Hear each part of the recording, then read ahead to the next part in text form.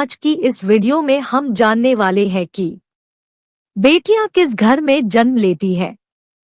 दोस्तों, यदि आप भी जानना चाहते हैं कि लड़की किस घर में जन्म लेती है, तो आज का यह वीडियो आप अंत तक जरूर देखें। बेटियां किस घर में जन्म लेती है।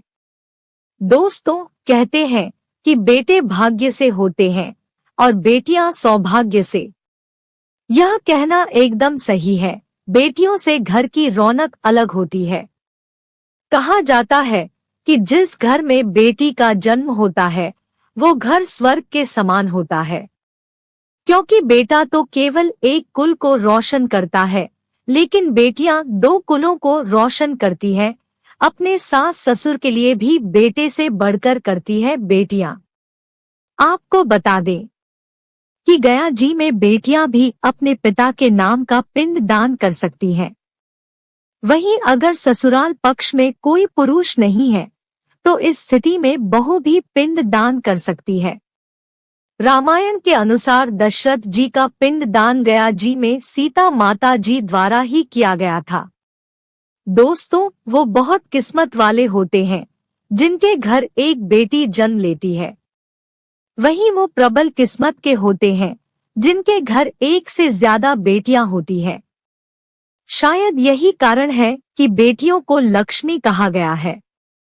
वहीं बहुत से लोगों की सोच यही होती है कि बेटी है तो बिना समय गंवाए और इसकी पढ़ाई में पैसे लगाने से अच्छा जल्द से जल्द इसकी शादी कर दो। लेकिन यह सोच एक बेटी के भविष्य को बर्बाद कर देती है। जरा सोचिए, एक बच्ची के मन में कितने सपने होते हैं कि उसे कुछ करना है, लेकिन यह सपने सिर्फ सपने ही रह जाते हैं। इसलिए अपनी बेटियों को सपने पूरे करने देना चाहिए। उन्हें जीवन में हर वह खुशी दे जो उन्हें मिलनी चाहिए। एक बेटे से ज्यादा एक बेटी हमेशा अपने माता पिता के लिए सोचती है। इसके साथ ही माता पिता को प्यार और अपनापन बेटी ही दिखा सकती है। बेटी के जन्म को एक जश्न की तरह मनाना चाहिए। माता पिता को बेटी को हमेशा एहसास दिलाना चाहिए कि वह कितनी खास है। दोस्तों, बेटी कभी भी बाप पर बोझ नहीं होती है। वो सिर्फ अपने और अपने परिवार की किस्मत बनाने के लिए जन्म लेती है।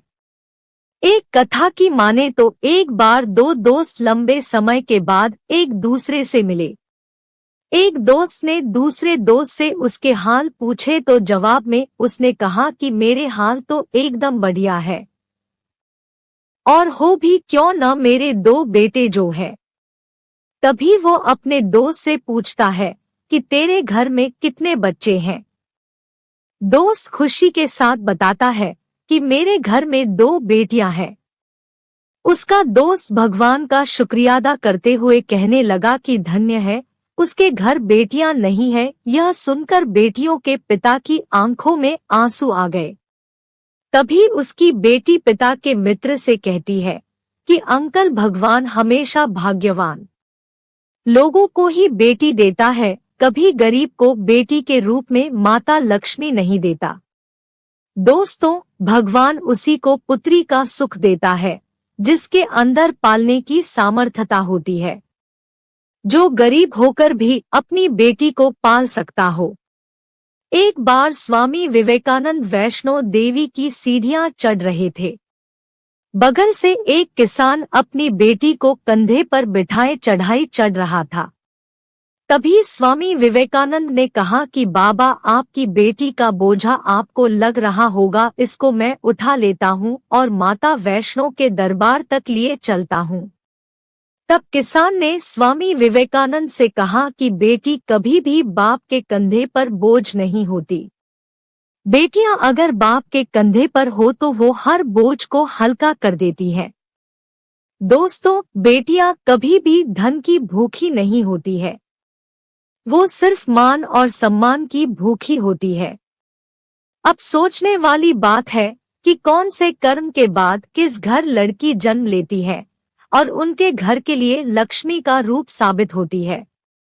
गरुड़ पुराण में बताया गया है कि जब आत्मा को नया जन्म मिलता है तब आत्मा को उस शरीर के अनुसार व्यवहार में ढलकर अपने कर्म करने होते हैं।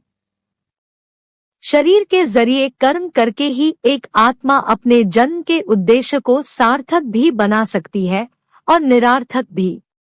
अगर कोई पुरुष महिलाओं का आचरण करता है, स्वभाव में महिलाओं वाली आदतें ले आता है या वही काम करना चाहता है जो एक महिला को करना चाहिए, तो ऐसे पुरुषों की आत्मा अगले जन्म में स्त्री का शरीर धारण करती है।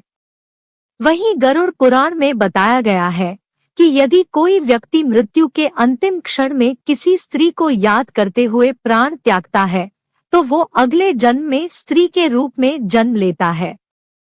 वहीं अगर वो अंतिम क्षण में परमेश्वर का नाम लेता है, तो वो मुक्ति के मार्ग पर अग्रसर हो जाता है। तो दोस्तों, आज के लिए बस इतना ही। उम्मीद करते हैं कि आपको दी हुई जानकारी